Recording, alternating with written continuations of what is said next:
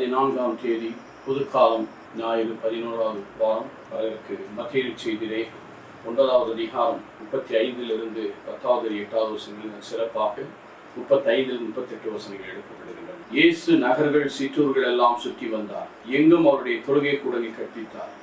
விண்ணரசை பற்றி நற்செய்தியை பறைசாற்றினார். நோய் நொடிகள் அனைத்தையும் குணமாக்கினார். திரண்டிருந்த மக்கள் அவர் கண்டபோது அவர்கள் மேல் பரிவு கொண்டார். அவர்கள் ஆயனில்லா ஆடுகளை அடைக்கலைக்கப்பட்டு சோர்ந்து காணப்பட்டார். அப்பொழுது அவர் தம் சீடரை நோக்கி, அறுவடை மிகுதி, வேலையாட்களோ குறைவு.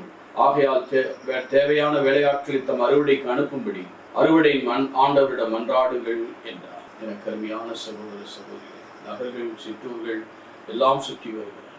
ரோமிங் அபவுட் ஹியர் அண்ட் தேர். நற்செய்தி அறிவிக்கிறது. நற்செய்தி எப்படி இருக்கிறது என்றால் 35வது வசனம், நோய் நொடிகளை எல்லாம் நோய்கள் நொடிகள் அனைத்தையும் குணமாக்குகிறார். அப்பொழுது நற்செய்தி அறிவிப்பது என்பது வெறும் பிரீச்சிங் மட்டுமல்ல, அங்கு குணமளிக்கிற ஆற்றலும் இருக்கிறது. அநேகர் ஆசீர்வாதம் தருகிறார். அப்போது 36வது வசனம் தான் மையப்பகுதி. திரண்டிருந்த மக்கள் அவர் கண்டபோது அவர் மேல் பரிவு, கம்பேஷன் ஆன் தி கிரவுட். மனம் இறங்கினார். எண்ணத்துக்கு இறங்குகிறார் பாருங்கள். மனம் இறங்கினார். அவர் மீது மனம் இறங்கி பரிவு கொண்டார். அவர்கள் ஆயனில்லா ஆடுகளைப் போல அடைக்கழிக்கப்பட்டு சோர்ந்து காணப்பட்டார். ஆயனில்லா ஆடுகள், ஆயன் இல்லை என்றால் ஆடுகள் அடைக்கழிக்கப்படும். சாப்பாட்டுக்கும் சரி, தண்ணிக்கும் சரி, பாதுகாப்புக்கும் இல்லாமல் அங்கே இங்கே அடைமொழி கொண்டு பசுமை மேய்ச்சலை பார செய்ய வேண்டும்.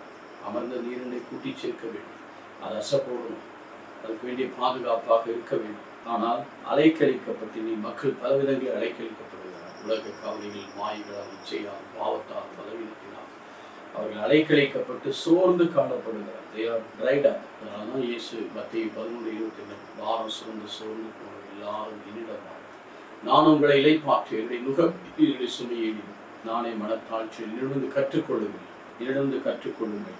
இந்த ஆன்மாவுக்கு இளைப்பாறுதல் கிடைக்க நுகம் எளிது, என்னுடைய சுமை எளிது. வாழ்ந்தவர்களே, இந்த அலைக்கழிக்கப்பட்டிருக்கிற சூழ்நிலைகளில் சோர்ந்து போன நிலைகளிலே இருக்கின்ற நமக்கு இதோ அலைக்கழிப்பு, ஒவ்வொரு நாளும் அலைக்கழிப்பு. பணத்திற்காக, பொருளுக்காக, இந்த உலக வாழ்வுக்காக, வேலைக்காக, குடும்பத்திற்காக, மக்களை படிக்க வைப்பதற்காக எடுக்கிற முயற்சிகளுக்காக அலைக்கழிப்பு எங்கும் உள்ள அலைக்கழிக்கப்பட்டிருக்கிறது. எப்படி ஆகாசத்தை உள்ள மரங்கள் காற்றில் அசைவது போல் அலைக்கழிக்கப்பட்டது, அதே போல் நாம் அலைக்கப்படுவது, சோர்ந்து காணப்படுவது. முகமெல்லாம் சோர்ந்து காணப்பட்டது.